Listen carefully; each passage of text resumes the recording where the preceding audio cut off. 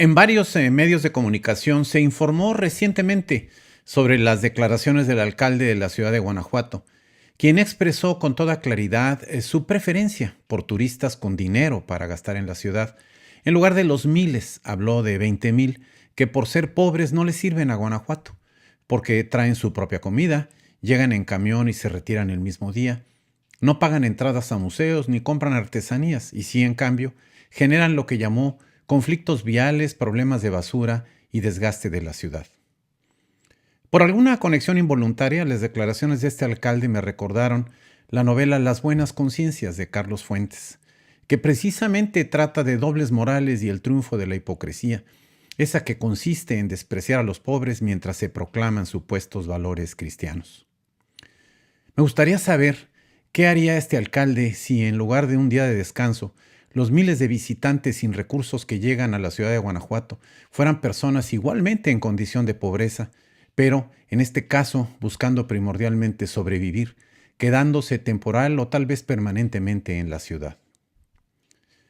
Más allá de la actitud aporofóbica que exhibe este singular gobernante, la llegada de inmigrantes en grupos grandes a las ciudades fronterizas del norte de México y de manera particular a Tijuana, por razones propias o ajenas, ha creado graves tensiones sociales, propiciadas en la convergencia de cuando menos tres factores que es importante observar y de los que hay que aprender.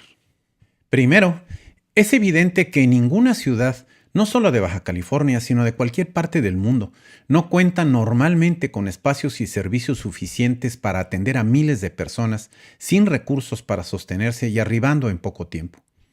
Tijuana sabe de inmigrantes como ninguna otra ciudad del mundo. Sin embargo, más allá de cierto umbral de cantidad y de tiempos, cualquier capacidad y tolerancia dejan paso al descontrol y al rechazo. Si el fenómeno es recurrente y estamos expuestos a crisis como la actual, ¿qué cambios hay que hacer para enfrentarlo, sin poner en riesgo la ya de por sí precaria tranquilidad y actividades en las ciudades? Segundo, a los gobiernos federal, estatal y municipales corresponde la tarea de considerar todos los escenarios, incluyendo los de crisis. Es la anticipación y la buena planeación, y no el ejercicio de tapar pozos donde se han ahogado los niños, la tarea de un buen gobierno. Aunque en el caso de Baja California, pocas personas pueden decir en este momento dónde está el gobierno y para qué sirve. Tercero, la mayoría de los habitantes en las ciudades mexicanas de la frontera norte enfrentan restricciones económicas severas, personales y familiares, a las que se suman condiciones extraordinarias de violencia, inseguridad, insuficiencia y baja calidad de servicios públicos. La disposición de muchos, no obstante, para ayudar a gente pobre que llega de fuera es buena, pero es limitada, por razones como estas que he mencionado y también por otras relacionadas más con percepciones y creencias que hay que identificar y contrarrestar. Entre estas últimas, quizás el mayor reto está en no caer en la aporofobia, el rechazo a los pobres porque son pobres, asumiéndose que la pobreza es la causa de muchos males sociales y de algunos de los propios. Aporofobia es lo que muestra el alcalde de Guanajuato en sus declaraciones, pero no es el único, ni en ese estado, ni en muchos otros lugares. Corresponde a la filósofa española Adela Cortina haber creado esta palabra, apoyándose para ello en los términos griegos áporos, que significa el que no tiene recursos, y fobia, que es odio o antipatía. Aporofobia pasó a formar parte del diccionario de la lengua española apenas a fines de diciembre de 2017, no obstante que la realidad que define es tan antigua y generalizada como la humanidad misma. La historia de la humanidad es en muy buena medida el intento de ir poniendo nombres a las cosas para hacerlas parte nuestra, para traerlas a nuestro mundo, que es el del diálogo, la reflexión, la conversación, la razón pública, porque mientras no tenemos un nombre para ellas, por mucho que existan, nos parece que no son parte nuestra. La aporofobia plantea sobre todo un desafío social esencialmente ético. Es una actitud que se manifiesta en las relaciones contractuales en que se fundamenta la vida social, la cual deja poco o ningún espacio a quienes carecen de dinero, posición o conexiones, como indica la maestra Cortina.